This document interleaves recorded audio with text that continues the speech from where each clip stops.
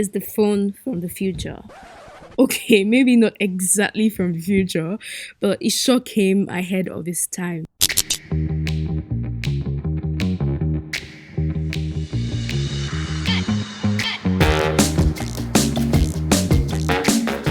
As for the placement, we have a SIM card tray along with a volume rocker and power button. There's the micro USB port beneath. There's also a dual camera sensor in front and at the back of the device. Now, starting with the good stuff, and you already know that I was going to talk about the design.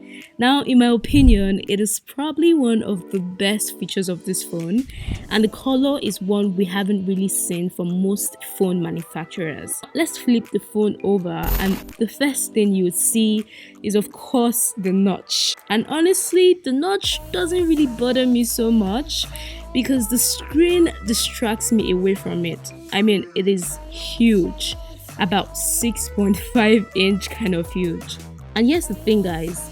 The phone has a slight curve at the back, which makes it feel really comfortable to hold in the hand despite the size. So if you like them big, then you're going to love this one. Anyways, the display is full HD and it has got good viewing angles and brightness to go with it. Another thing that is also big is the 4000 mAh battery, and I expect to get at least a day of use given the size of the screen and the processor's relatively power efficient nature. Next good thing I want to talk about is the security option on the Y9, and we have face unlock and fingerprint for security. And honestly, the face unlock is super fast and it is definitely faster than some devices I've compared it with. Now, still on the good stuff, this comes with an octa-core Kirin 710 processor along with 4 gigs of RAM and 64 gigs of internal storage. And during my experience with the device, I didn't really notice any major lags while using it, even with, Huawei's EMUI. And even though the majority of us who like the old stock Android experience might frown at, the EMUI, I still like the fact that it comes with a lot of customizations in the settings and the camera application, something similar to what we got on the Nova 3i. And on that note, let's talk about things that are okay with the Y9. So I'll be starting off with the design, and even though I like the way it looks, I'd have to say that this attracts a lot of fingerprint stains and scratches. Now, moving to the camera, and I think it is okay too. The pictures look good for its price, but I wish they were a lot more saturated.